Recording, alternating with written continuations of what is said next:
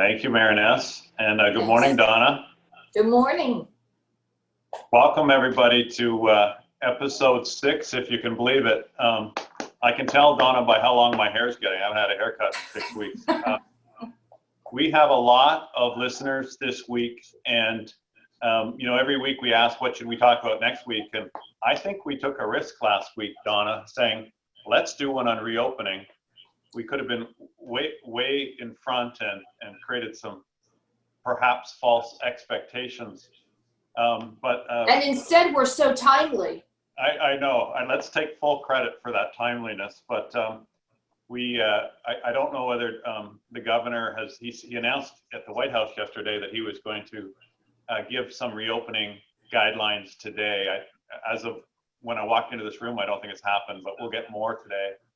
But we have had a flurry of county and municipal executive orders in the last 24 hours. So already, of course, here we've been getting a lot of questions. So let me tee this up. Thank you, everyone, for joining us, and thank you so much for your leadership in the communities. There's never been probably more pressure on you, the leaders, to respond to the residents and do so judiciously and manage expectations and try and keep everybody happy. So kudos to you, and I know the pay is terrible for your position. We're going to talk about reopening today, and of course there's a chat feature on there. You can chat in, but Donna's read most of the executive orders, and of course we've talked through at Castle how we're going to build a plan to reopen our communities. So we'll probably go through kind of a framework first and then jump to your questions later. I want to remind you of a couple things. Number one, this is the 6th episode. The first 5 are on castlegroup.com. As soon as you click on there, there's a banner. You can go and watch all the videos, the past webinars. 2, we put together some documents for reopening, and if there's anything that we mention today, whether you're a client of Castle or not, you can always email info@castlegroup.com and we'll get that to you. If you have any trouble technologically with this webinar, my advice to you is log on and log back on again. We have, I can see we're almost 700 people on here now, so it's obviously working. And then really, really important, Donna's been very, very generous with her time to come on and answer a lot of questions, but she's giving her opinion in a general sense with no specific legal advice. Never before has it probably been more important that as we come up with these reopening plans, we seek our association's legal advice before we issue those. So let me just kind of describe what I think is the best way to go through this. Becker has 4,000 associations, Castle has 350. That means there's going to be thousands of different unique plans, and we can't, of course, in this format, address each of your specific new situations. I've even seen some very specific questions already coming across the board. So what I thought would be most helpful today is to lay out a framework that you should follow in creating the plan. And we've incorporated that framework into a reopening plan here at Castle, and we're welcome to share that. And then if we have time at the end for more specific questions, please chat them in. Just a quick update. We're at 32,000 cases here in Florida. It does sound like a lot. It's up 4,000 from a week ago. The rate of increase is decreasing rapidly. And one fact that doesn't get in the news much because it's not that interesting is how many are recovering versus how many are new infections. And in fact, that is now inverted. So you literally have more recoveries than you do infections. And that's the inflection point we've been waiting for, and why this whole topic of reopening is upon us. We do hope to get more guidance from the governor later today. And we'll probably next week do kind of more of a follow-up. We're really doing some speculation today on what the regulations are going to be like. But Don, I wanted to, before we jump into that framework, really what we're trying to do is come up with a well thought out plan so that number one, it works. Number two, it satisfies all our stakeholders. but we also have to do risk mitigation, and you and I did a whole session on that. This may be a good time to just kind of revisit, the business judgment rule and what our board should be thinking about from risk mitigation in terms of what the elements of this plan are and whatnot. So I'll be quiet for a moment here and just kind of tie together our topic of risk mitigation with our topic of our reopening plan. So, James, we have numerous orders, county orders, that became effective this morning throughout Florida. And, naturally we have some confusion. We have questions. Last night I had a number of clients emailing me saying, so people are reading and saying, so our pool is going to be open tomorrow, right? I'm sure everybody listening to this webinar right now are nodding their heads. There's different orders. First of all, when the board is deciding whether or not it makes sense to reopen the pool, and let's just talk about pools for now. I know later you want to talk about the indoor amenities that may or may not be impacted by these orders, but let's talk about pools and pool decks.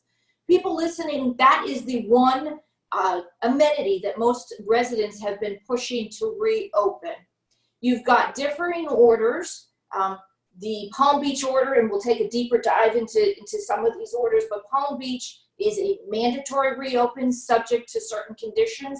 Broward's is a permissive order subject to certain conditions. But in terms of how boards should be evaluating this, James, it really is unique to your community, as you just stated at the outset.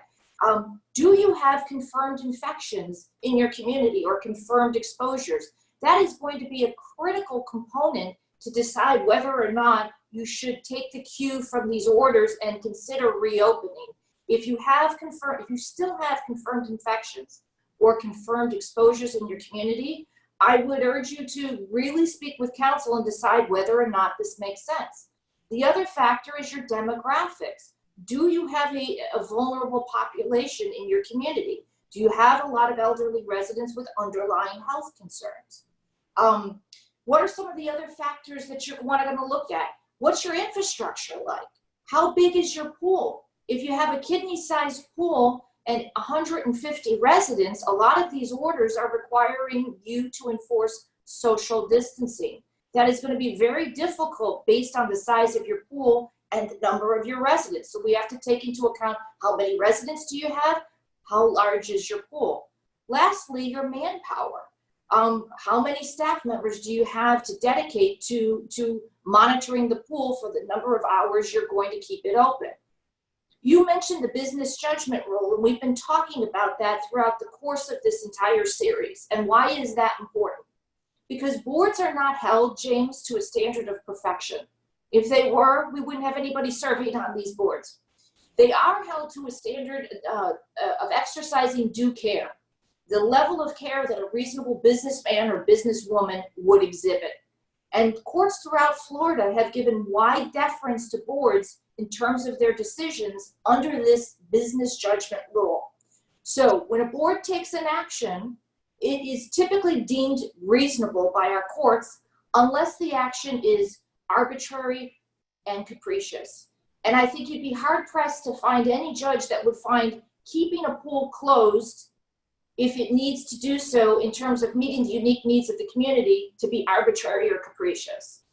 Well, and that's really what I wanted you to tee up, because what I'm suggesting today is if you follow regulation, if you follow a well thought out framework, if you apply that framework to the situational circumstances of your community and you get the board to approve it and the attorney to approve it, I mean, that's the definition of, good business judgment.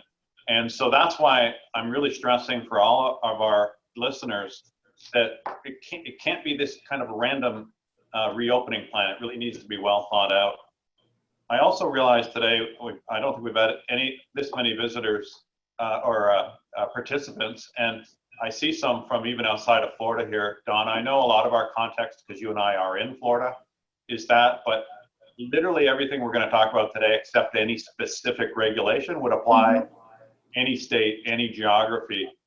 And it kind of leads me into the first step of a framework is whatever the regulations are in your environment. So we're going to talk kind of about principles, but I mean, we've seen the Pinellas order today come out with the beaches. We saw Long Beach come out that says you shall open your pool, and Broward comes out and says you may. And we're going to dive deeper into that. I know there's a lot of questions about that. But really, the regulation is the kind of starting point of this framework. And the first question I have in the regulation is, I've got, federal, state, county, and even my municipal regulation. Most of the advice we've been getting is you should probably use the most local or most restrictive regulation as a starting point. What's your comment on, I'm a board member, I have all of these different regulations, how do I synthesize and know which ones I should be following? And it's a lot to keep track of, James. We have volunteers serving on these boards. I don't think anybody understood what it would be like serving on a board in the midst of a pandemic. So you're absolutely correct. The starting point here is which ordinance, which executive order applies? How long does it apply? I mean, we've seen these extended right now. Broward County, let's take Broward County as an example. The state of emergency has been extended through May 5th. We see these orders are in place for 7 days and they keep getting extended. If you're in a different state, it's likely the same there. You need to know which order is in place right now, what does it say, and how long is it in effect? And then as you get closer to the deadline, you need to look and see, has this order been extended? This is where having legal counsel is going to help. But those orders are the floor, James. They're the minimum of what you should be doing. I'm telling clients you don't want to go beneath the floor, because arguably that is exhibiting a lack of due care if you fall beneath the floor. But certainly if you go above the floor in order to exercise due care, that's another set of circumstances entirely. Okay, I want to pick up on a couple things you said. Firstly, we've created these reopening plans, and what happened with our closing plans is we got up to version 7. Why version 7? Because we learned more as we went along the way. And so what we do is we preload these reopening plans into the storage folder for each of our communities, and then our managers grab that and customize it to their community. And what we've done in there, Don, is we put a link to every municipality we're in, so they could just click it and it automatically takes them to what their regulation is. So I'm telling you that even if you're not a CASA client, your manager can find the local link and you have quick access. Donna will tell you, don't interpret it, but you can read it. Right, and James, can I just interject there? Yeah. If you're looking for all your questions to be answered by looking to the context of these orders, you're going to be looking a long time. There are huge gaps in these orders. As you mentioned at the outside, I've read numerous of these orders. They don't answer the question about realtor and guest visitation. They're not answering all the questions about common areas, the indoor common areas. There's a lot of gaps in these orders as they come out, which means now we need to go back to the preceding order, which may not have been overturned with regard to those questions you may have. And this is also where a legal opinion comes in terms of what is your scope of authority under your documents? What is your scope of authority under your pertinent shared ownership statute? So these local orders, again, yes, they are a guidepost of sorts from which we should be taking cues and we should be looking, but they don't answer all the questions you're going to have about reopening your common areas. That's a great point. And I think the idea that it's a floor, not a ceiling, and I'm trying to and I know you're chatting in your questions, listeners, and I'm trying to look at them at the side of my eye and incorporate them into some of our discussion here. But we already have questions coming in. If the order's made, do I have to do it? And we'll get into the shall versus may, but the answer is, if it's the floor, that means no. There will be many circumstances if in your community, Donna mentioned you have an infection or more than one infections. And we're going to talk about your staffing levels and the physical plants. So there will be numerous reasons why you actually should have a plan that maybe is even more stringent than a regulation. But I think that step one of this framework I'm trying to build so that our listeners can go after this webinar and start building their plan is you have to incorporate regulation into your thinking. The second one is, this is something, Donna, once we have our plan, we should have our board ratify it, and we should have our legal counsel bless it. I just want to pause for a moment. Any expansion, I mean, I think those are fairly obvious statements, but board and Yeah, legal. but you know what? It's a great question, James, because it comes up all the time. You know, on some boards, you may only have 1 or 2 people that are really actively participating in creating and implementing these COVID-19 protocols. But it is always our recommendation, listen, this is a board endeavor. Going to your board and getting a board vote on issues is your safety net.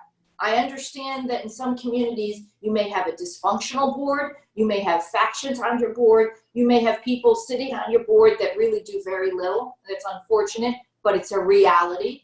But still, you should be bringing these decisions to the board as you continue to revise your COVID-19 protocols. You did this hopefully when you created the protocols and when you started closing amenities. You need to undertake the same process as you start reopening them.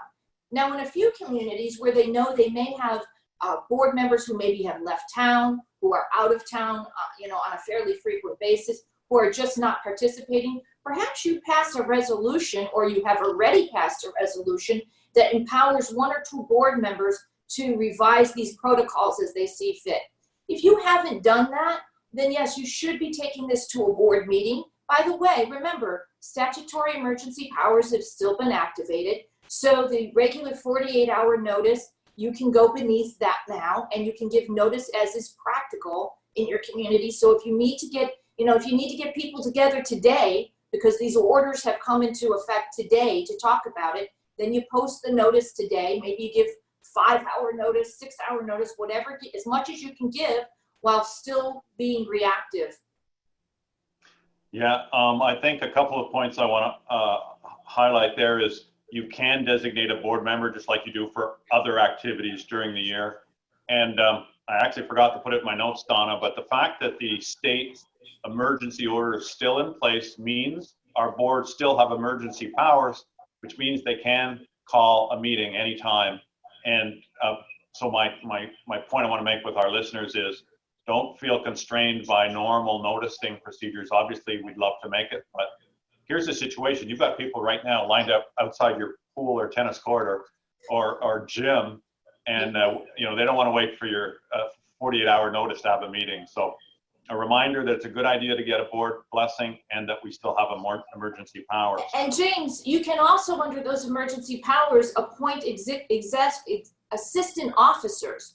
So if you find that you do have some board members that are either out of town or just unwilling to really participate, or perhaps they're struggling with an illness in their family or a layoff or an issue that really prevents them from fully engaging in this process, under the emergency powers, you have the authority now to appoint an assistant officer. So that may be helpful. Oh, excellent. Excellent. Okay, before we dive into more, I'm seeing some questions, and I want to jump into 2 kind of non-legal issues. But this plan and the communication is all about managing expectations.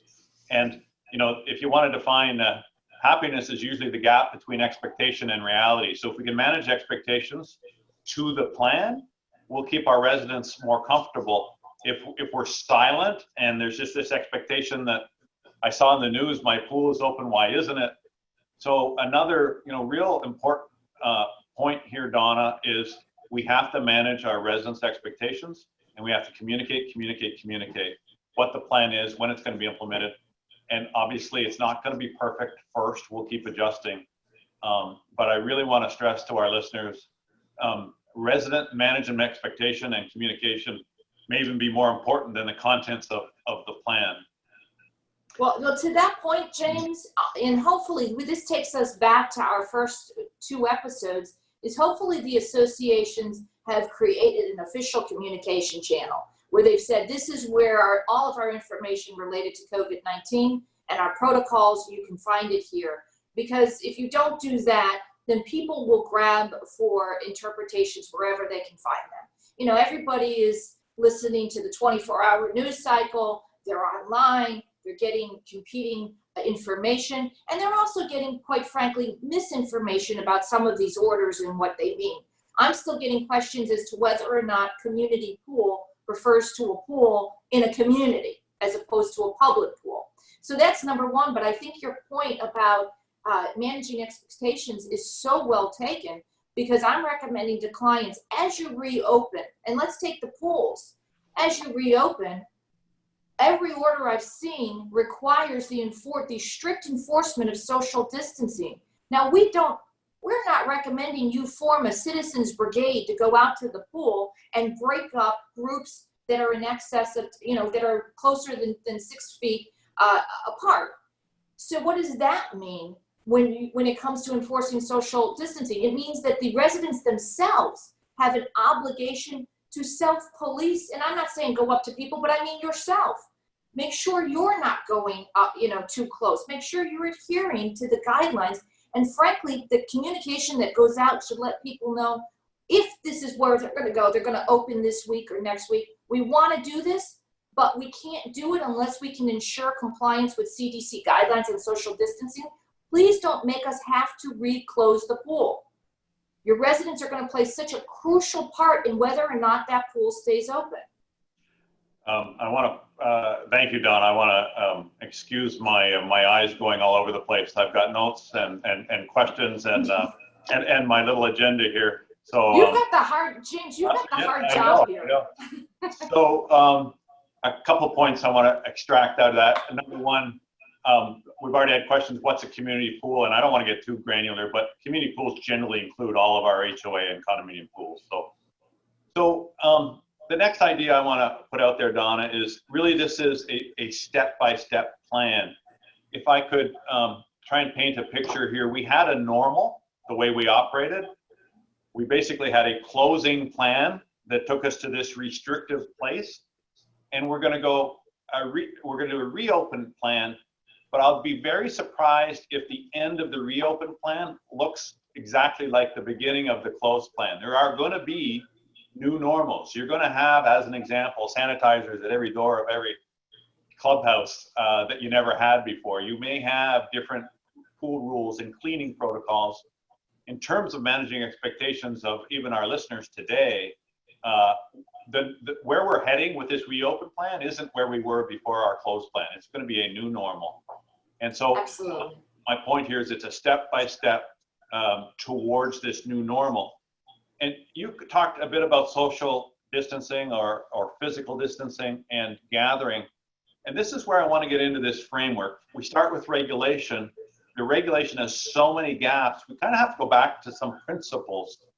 And one of them is social distancing is an overriding principle of the whole plan. If a plan doesn't allow for social distancing, that's a bad plan. I know we have a lot of communities that have social activities, and they often take place in club rooms or card rooms. Well, if that physical plan doesn't allow you to social distance, then that is a bad plan. And so no matter what the regulations or our documents or whatnot are, we need to make sure that we're continuing to honor gathering. Gathering is defined different in different places, but most of the orders are no gatherings of more than 10 people. So I believe all of the plans of all of the communities that are listening should have that as a point in their plan: social distancing and gatherings. That may be a statement of the obvious, but any quick comment on that, Donna? Well, again, it gets back to your unique community. You have to understand your limitations, your own community's limitations, when you're evaluating whether or not you should be reopening your pool this week or next week or the week after. Do you have the ability to enforce social distancing? Some of these orders require cleaning. You have to clean chairs, you have to clean railings, you have to clean gates. Do you have the capacity to do that? Do you have the capacity to do that 7 days a week, 8 hours a day? Or do you only have the capacity to do that maybe 3 days a week, 4 hours a day? These rules, these orders do not talk about how long you have to have the pool open or how many days you have to have the pool open. As a matter of fact, the orders we're seeing come out are contemplating a phased reopening. So I know some residents are going to be pushing boards to flip a switch and take us back to January 2020. But not only is that not in anybody's best interest, but it's not even what these orders are contemplating. So one of the really strong recommendations I would have, and you are articulating the same thing, James, is take into account your own limitations in the community in terms of what you can afford with regard to staff oversight, with regard to the pool and cleaning and everything else. And right now it may just be we can do this 2 days a week, or we can do this 3 days a week, and only for a limited number of hours. Well, you're teeing up some great questions that are coming in, and for the listeners, I'm kind of looking at a bunch of questions and putting them into one because there's so many. But so I really think we're starting to get some granularity here that may be helpful. Another principle is outside versus inside. Obviously, it's way easier to social distance, 2 people on a tennis court. But as an example, pickleball is a much closer game. That may be something that's different than a tennis game. But I think as a part of the plan, think about what amenities outside can be open versus inside. It doesn't mean you can't have some of both, but clearly just the physicality of it is that outside amenities more likely will be the early part of this plan versus inside. Well, and to that point, James, people like to link things. It's human nature. So we've got orders right now that talk about opening the outdoor amenities, tennis courts and pools. That does not mean we need to link that as a board to opening the pool, opening the fitness room, or to your point about clubhouses. Listen, you may have a very large space in the clubhouse where you have movie night, or where you have, presentations, and then you may have these smaller card rooms, and these smaller rooms where your social committees meet. That doesn't mean these things have to be linked. I know people like to link them, but one response your board may have is we are taking this on a step-by-step basis. Right now, these executive orders are only discussing pools and tennis courts and private beaches, and that's all we're going to look at right now. The rest of these orders, our state of emergency in Florida, for example, is in place until May 5th. I'm sorry, the county orders are in place until May 5th. So when we get to May 5th, we'll wait and see, and maybe then that may be the time to start considering how we want to reopen some indoor amenities. The next element of this framework, and the questions are coming in, and you talked about it, Don, is, I think I read one order today that you must open your pool, but you can't open it if you don't have it staffed. And there's a lot of questions coming in about staffing and who can staff and whatnot. So first of all, you probably don't want to open up an amenity unstaffed, and in many counties you can't. But you may not have full-time staff. So if I'm making up an example, but you may have a housekeeping service that cleans the pool 3 days a week. Well, that probably means your plan says you only open your pool those 3 days a week, or you add the staffing so that you could do it more days a week. And that leads to another question I see coming up here is, we had a lot of people, Donna, for the last 6 weeks say, why isn't my maintenance going down because the amenities are closed? And we're about to see why. First, we explained in detail in previous episodes why legally that's not required. But I believe our communities are going to have incremental expenses as we come out of this. One example being, if I can't open my amenity without staffing, I may have to expand my staffing, which costs money. And then another related question that's coming across there is, can I staff it with residents or board members or contractors? And I will tell you, I looked at 2 orders this morning, Donna. One, it specifically said you had to staff it with management or facility. And another James, you've given me 5 questions. Yeah, I know. I'll give you a break, but I wanted to kind of put all the staffing in one bundle. And so with respect to who can do the staffing, that even varies by county, which puts us back to the regulation. But what I want to do is describe to our listeners, Donna, how the need to staff and clean the amenity that we want to open impacts Well, this is a great question on staffing, because this takes us back to the Great Recession, 2007, 2008, when we were seeing huge increases in bad debt in the association. You had people that could not pay their assessments. And at that point, we saw a real tightening of the budget, of the operating budget. And in some cases, people did forego professional landscaping, professional pool services. They cut back anywhere they could because they had budget deficits. And right now, we are sitting here and unemployment is at an all-time high.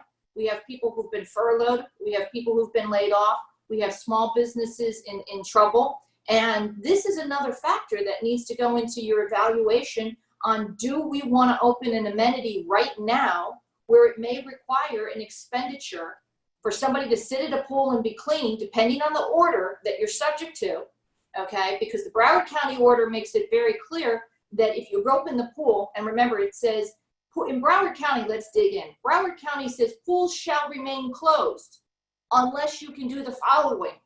That's a very important point. It says pools shall remain closed unless you can do the following, which is have somebody out there monitoring and cleaning, and I wrote it down, chairs, railing, tables, showers, and other equipment, gates. That's a lot of cleaning. That's a lot of manpower. And that may be an expenditure you're going to undertake at a time when you've got people who are struggling to pay their assessments. I want you to think back to the recession where we had owners saying, let's cut some of these. We also had people who were volunteering. I do not recommend you allow people to volunteer to do cleaning at the pool, okay? That is a recipe for disaster, and you likely will not have coverage for those volunteers in the event that they get sick or ill. The Palm Beach order says that, the pool shall reopen provided that you can take certain steps. If you can't take certain steps, if it's not feasible, including the expenditure to pay for somebody to monitor it, then the pool has to remain closed. Well, I think if we wrap this all up together, the plan that you're going to have specific and unique to your community has to reflect the ordinance you're trying to comply with, the amenity, the staffing available, possibly the hours are going to reflect staffing, or possibly we're going to hire more staff. And some counties are allowing residents to be monitors or present, and some it has to be staff. So we really can't get any more specific, Donna, than that, in that it's so situational. My point, though, is the fundamental framework we're trying to create in this call includes the consideration of how you're going to staff the reopening of these amenities. Next, I want to talk about the cleaning protocols are going to be so fundamental to this, and I know it relates to the staffing question earlier. It also relates to additional expense you're probably going to have. But we've already had a question come across. A lot of these orders are saying, yeah, regular cleaning. What's regular? Well, regular is going to depend on how often it's used and whatnot. But I will tell you, we have put some recommended frequencies in the plan that we put together for our accounts. My only point, though, is it should be specific. Like, say you're going to do this at whatever interval you're going to do it, and put that in the plan. And in terms of communication, I can see a communication going out to the residents saying, we've now digested the local order. We've consulted with our staff, our management, and our legal counsel, and what our plan is next week for opening the amenities is as follows. And by the way, we will be doing cleaning at this interval. We even think that we're going to have a lot of residents that are going to want to self-clean, like they're going to want to clean their chair before they sit in it and whatnot. So one of our recommendations was to provide the wipes and the sanitizing stand in the amenity you're going to open. So even in addition to the regular cleanings that our management team will do, residents have the ability to help themselves. Yeah, that's a great point. This is a partnership between the board, management, and the residents. This gets back to my point. Your residents are pushing to reopen these amenities, but they have an obligation to take the proper precautions to safeguard themselves. The last thing you want to do is allow your residents to become delusional that the use of any common areas in the midst of a pandemic is absolutely safe. One of the tenets of the Broward County order, James, if you don't want to take out all this cleaning, is remove all the furniture. Take it all out. The order says that. Then you don't have to deal with the cleaning. You still have to probably clean the railing, okay? You certainly have to clean the restrooms. The Palm Beach order doesn't talk about cleaning chairs, oddly enough. It doesn't talk about cleaning railings. The Palm Beach order talks about monitoring social distancing and cleaning the restrooms. And the Palm Beach order says that shower facilities should be shut down. So if you have those outdoor showers in Palm Beach by the pool, particularly if you have a beach, let's say, and then you come in and you use the shower by the pool deck, Palm Beach says that those showers have to be closed. That language is not in the Broward County order. This is why it's so crucial that you get a legal opinion as to what order applies to your community so you understand the tenets. But one option, even if you're in Palm Beach County and it's not in your order, your board could make the decision to say, you know what, we're taking all the furniture out. If you want to come down, bring your own chair, sit at the pool, make sure it's spaced out. As a management company, we have communities in 30 counties. So one of the things we've done just to kind of get some guidance, not so much legally as what makes sense, is we've kind of digested all of these different orders. And you mentioned one of the counties that said one option is to move all the furniture off. And let's say you have a pool with out a lot of staff and you can't clean it all, then that may be a decision you make. Getting back to the uniqueness of each of these plans.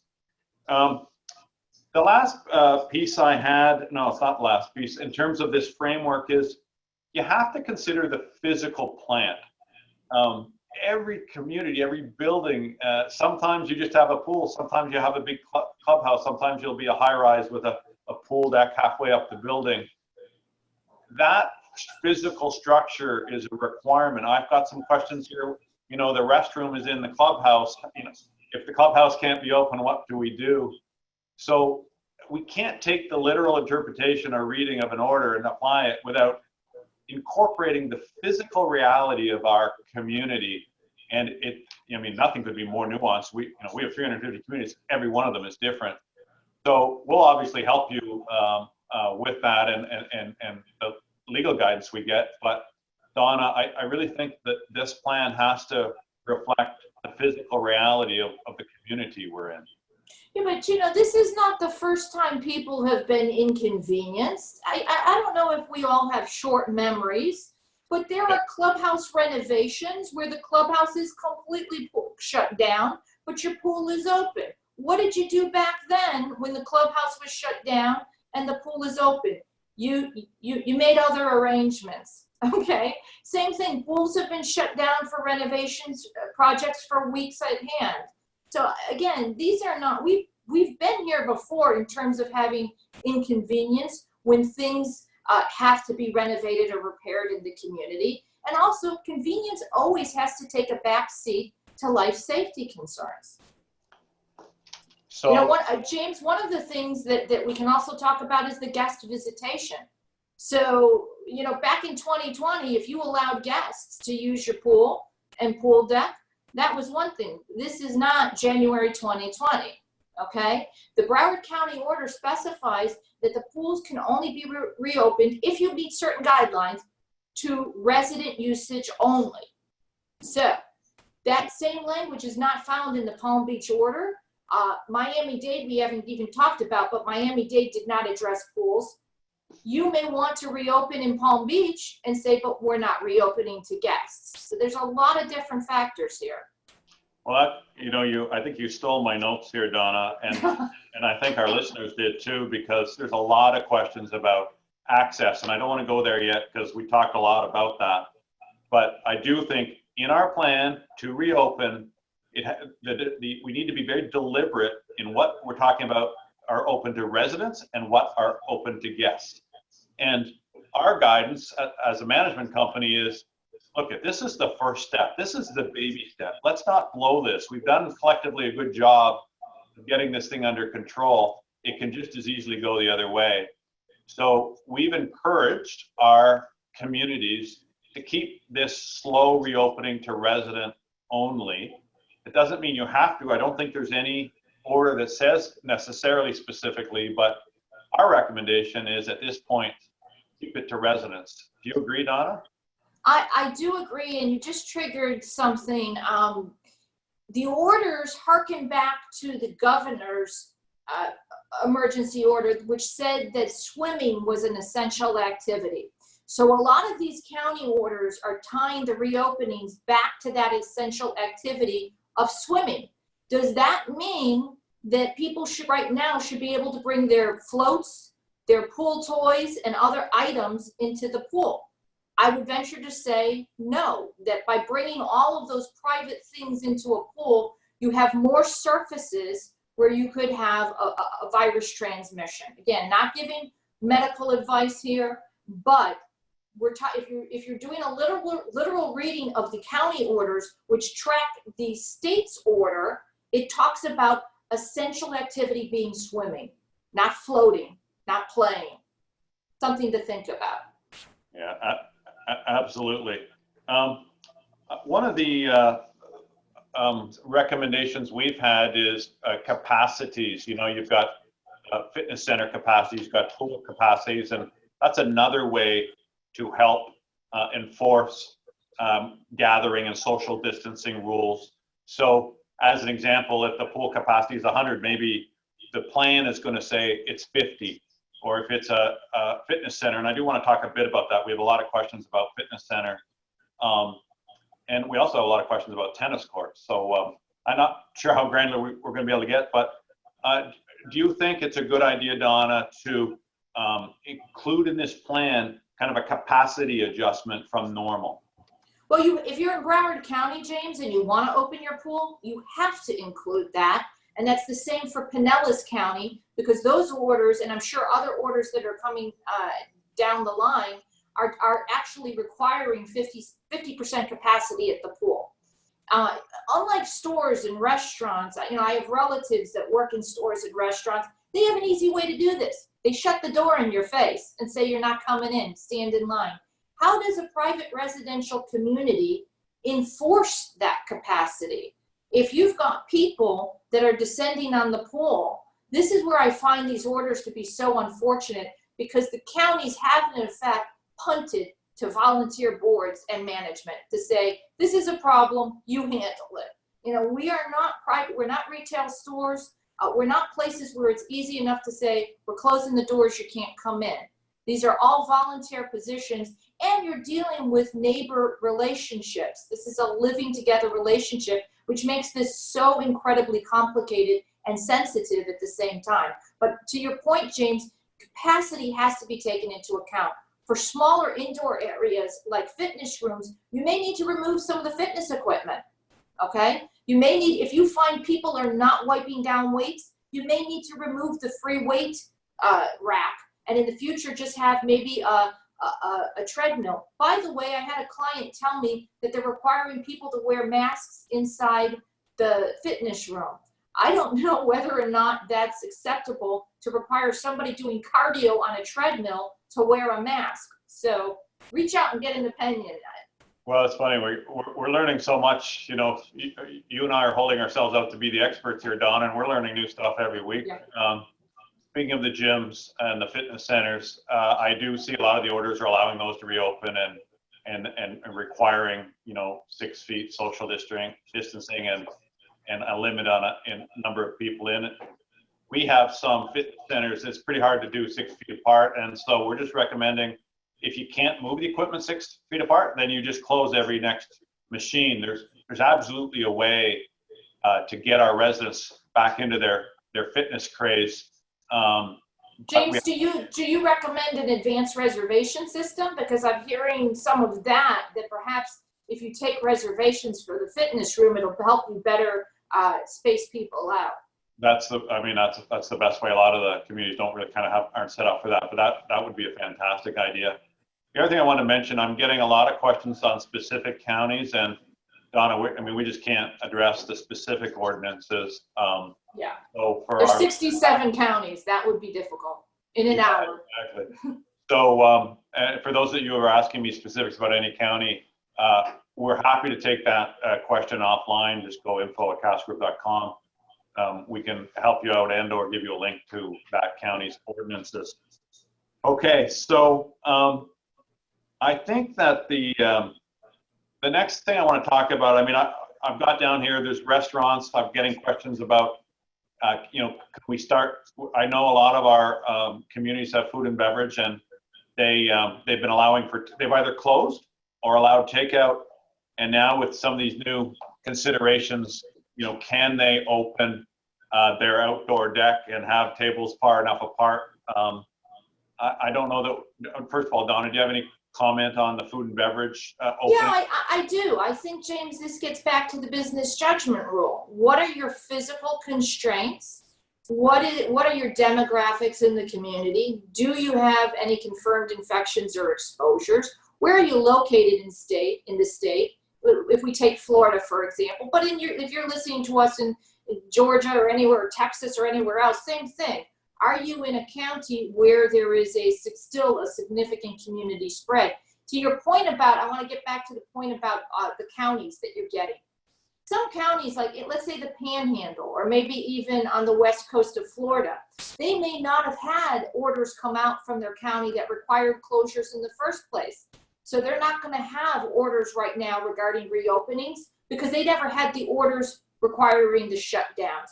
In those counties where there was not a mandated shutdown, there's certainly not going to be a mandated reopening if they weren't originally required to shut down. It's still the same analysis, which is a conversation with professional management and legal counsel to determine what makes sense. In those counties, those boards may have made those decisions on their own, okay? And they're gonna undertake the same thoughtful, deliberate process when it comes to reopening. In terms of food and service beverage inside these communities, you could take your cues from your local restaurants and food service establishments and see what they're doing. I know I believe it might be Fort Lauderdale, which is 20% capacity. You may want to go to 50%, but again, it all gets down to what are the physical constraints? What does the area look like? How many residents do you have? You could go from 20% to 40%. There's no set answer here. It's really dependent on your own limitations and your assessment of the risks. I really like your idea of using other reference points, and I've had a couple questions about, you know, how do we get the local ordinances, and I had mentioned that we have a reference point for it. First of all, I mean, you could literally Google it, but two, when we did that, like we have 30 counties, and we put the link into a document that we have internally that our managers are using.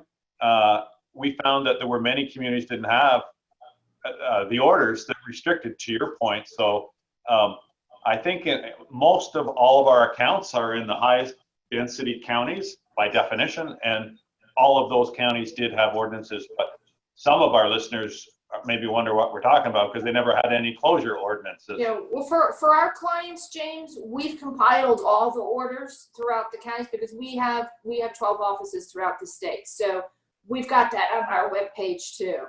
Okay, so that's good. We do not have that on our webpage, so people can go to the Becker for those, the Becker website.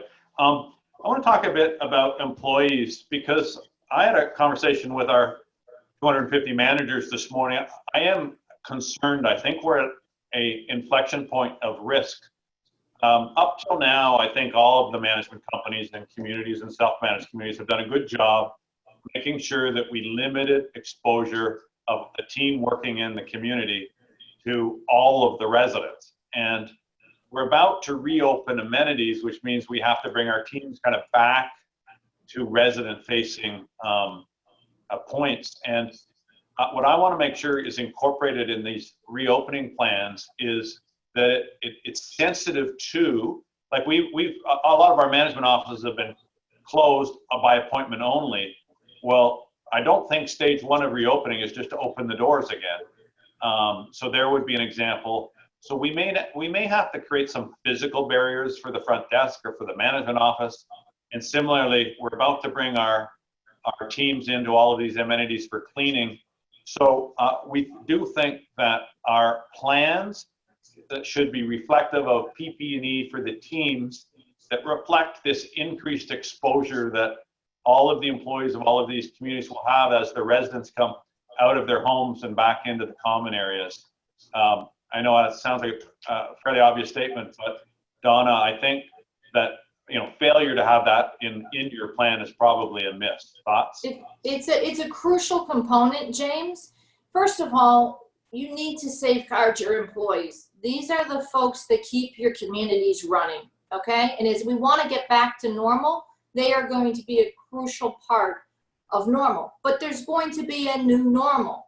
I understand, listen, these are living together relationships, and nothing feels more normal than being able to, talk with your neighbors closely again, pop into the association office. I'm sure there's some people smiling out there when I mention that sometimes you got people that just like to come into the office, the association office throughout the day to chat. Others like to come in to vent. But this, again, would not be indicated, would not be recommended right now. This is going to be an incremental process. As we start opening up, I think you're correct that your employees and associations employees may be at greater risk. Up until now, we've not had a lot of people in the common areas. We've had people coming and going in their buildings and in their communities, but they haven't really been lingering or loitering. So I would say with regard to the association office, yeah, I would continue to keep it closed door for a while. And again, let's take this on a case-by-case basis. Let's open a few things. Let's see if we can manage this. This all gets down to managing it, right? Because we're managing it while having new guidelines that we have to adhere to.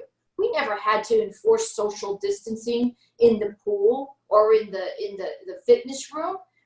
That's going to take some time and energy. We know how well some people like to follow directions, correct? Yeah. So that's going to take a lot of energy to stay on top of this. And we haven't mentioned this yet. I think I touched on it very briefly. But if you have people that are going to violate these protocols once you start reopening amenities, it's crucial that you act on that immediately, because that may mean you're operating in violation of applicable county order, and B, you're certainly exposing yourself as an association to increased risk if you're doing so and you're not going after the violators. Yeah, I've got a little section here on enforcement, and I see a lot of questions coming in on that. And one of the things I would like to say on the teammates, knock on wood, Castle, we have 1,800 teammates, and we to date have had no infections, which is remarkable, and I'm so grateful for that. And that's a big shout out to all of our communities, and I know my peers in the industry feel the same way.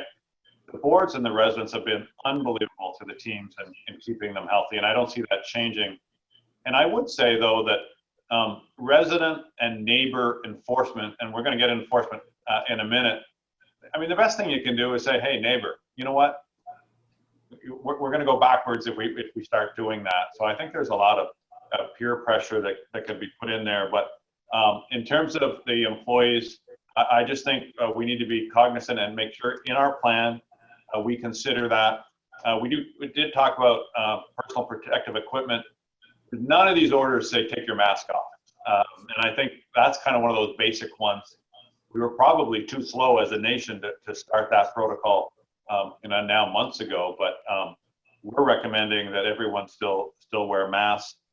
So literally questions coming at us from all sides here on access. And our discussion this morning with our managers, Donna, was there's nothing in any of these recent orders that dictate any loosening of access. Having said that, we appear to be on the right side of this curve. Have you got any comments for our audience on whether we should be loosening access at all? And the common questions are realtors and contractors and move-ins and move-outs and showings and whatnot. What are your thoughts on that?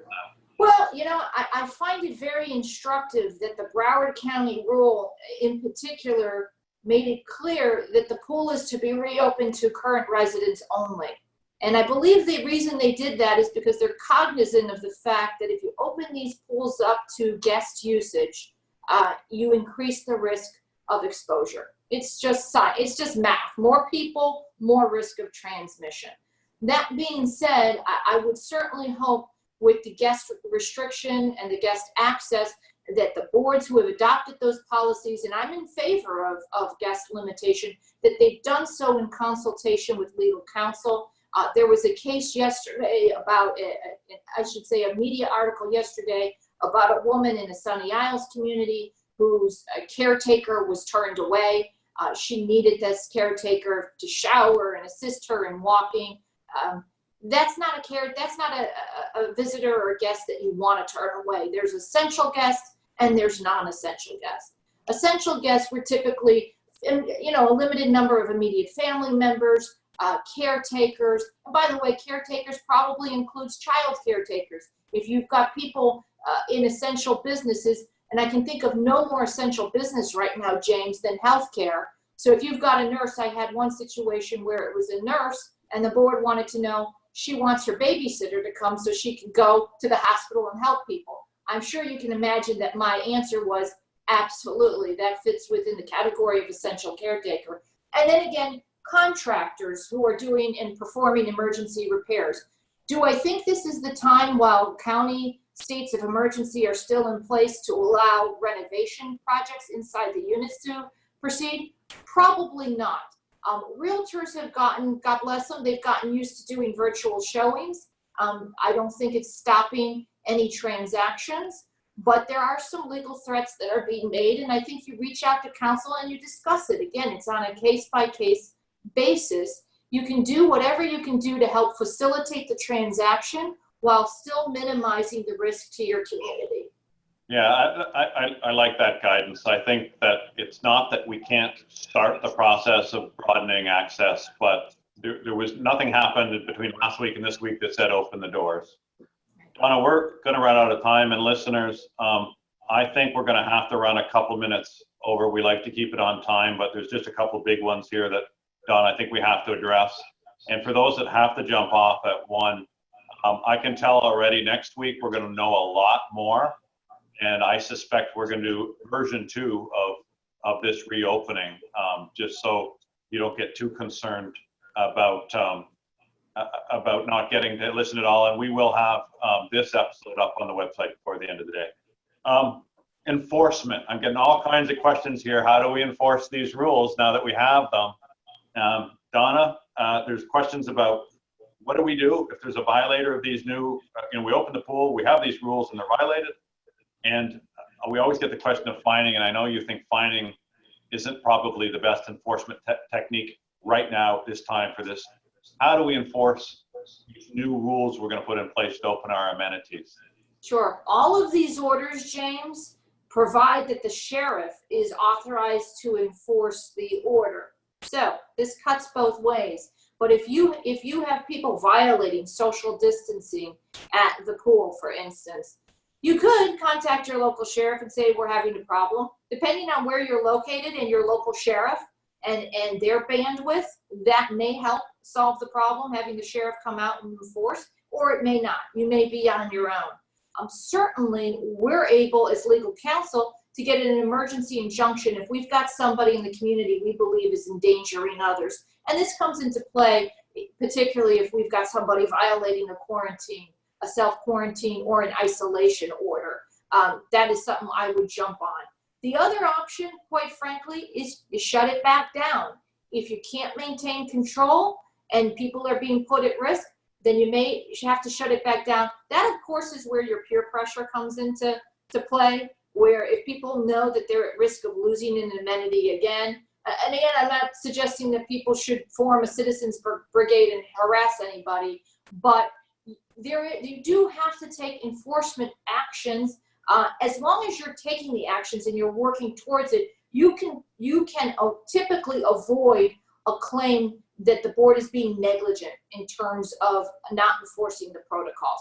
Again, we may not be able to solve every issue, but you need to be at least able to take the first steps. If somebody were to come back and say what was done when this violation occurred, you can then show them the demand letters that were sent out, the efforts that were taken.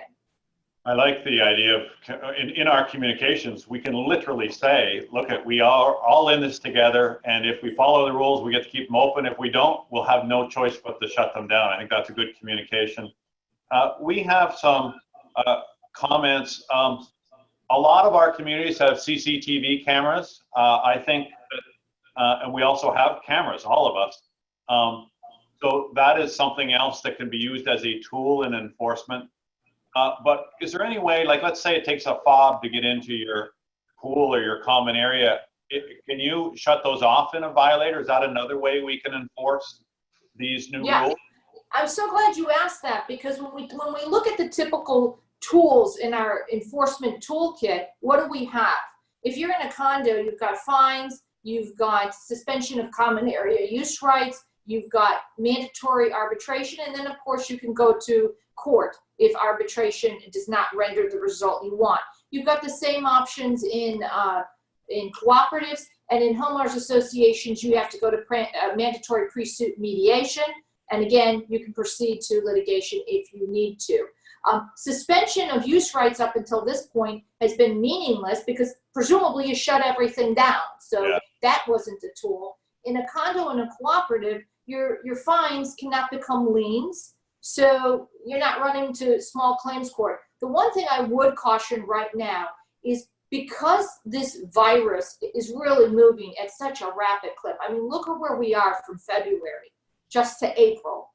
It's not an ordinary week in the life of a community association lifespan. You don't have the luxury of sending out 2 and 3 demand letters and making threats and what have you. You pick up the phone, you call legal counsel, and you get something out right away. I'm even getting them out by email. In terms of what do we do when they're violating, and the cameras can be very useful if we're moving forward with an emergency injunction action, to use that as evidence that the violation is occurring. When you asked about key fobs, now typically that would require the 14-day advance notice because you're suspending the common area use right. Again, we're in the midst of a pandemic here, and if it's a life safety issue, I would encourage you to reach out to legal counsel and get an opinion whether or not you still need to comply with the 14 days, or if you can do it, in a day or two, once notice has been given to them that they violated the COVID protocols and they put people at risk. Okay, so we do have some tools in the enforcement tool belt.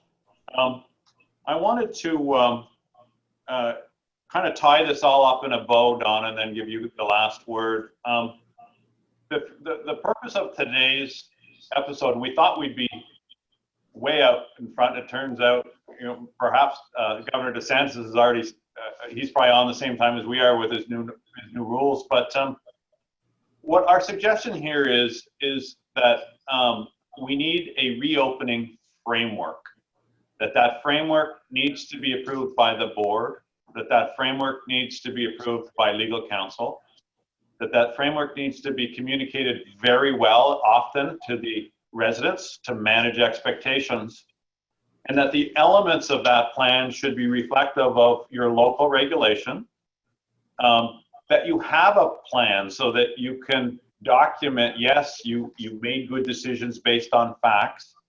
I did have some questions here about how they get it. You can email info@castlegroup.com. Whether you're a client or not, we're happy to share with you the plan we're using as a framework. And then we really need to make sure that this plan respects the fundamentals of this coronavirus response, and that is social distancing, gathering. That this plan should reflect the physical plant of our community and the staffing levels we have to either comply with the law or just make sure things are done. That this plan should adjust cleaning schedules to reflect that we have new amenities open. That this plan should probably be on residents, even if it's not regulated so. And one of the things I didn't mention, just because I skipped it in my notes, is the demographics of your community. I had some questions here about children at the pool, which is harder to regulate. And we also have 55+ communities that can be higher risk. So And then you also have communities that have infections in it. These all have to be reflected in this plan. But I think if you put all of those elements together that we've talked about, and that you get the blessing of your board and your legal counsel, and you get it communicated, that's the strategy, that's the framework. Unfortunately, a 1-hour webinar isn't broad enough and deep enough to go to the satisfaction of my many questions coming in here, but I can tell you already that next week, Donna, I think we're going to have to expand with the new information we have in these 7 days. Donna, I want to give you the final word.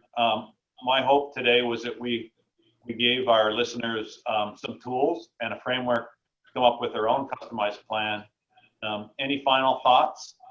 Well, the framework you laid out, James, I think was perfect. I would say every board needs to determine for itself whether or not reopening the pool this week or next week makes sense for their particular community.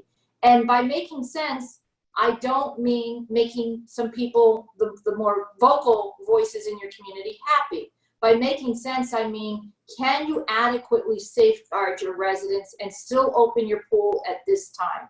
That's the real question here.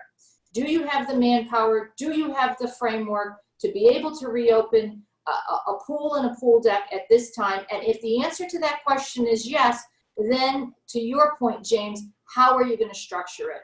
Are you going to limit the days and the hours?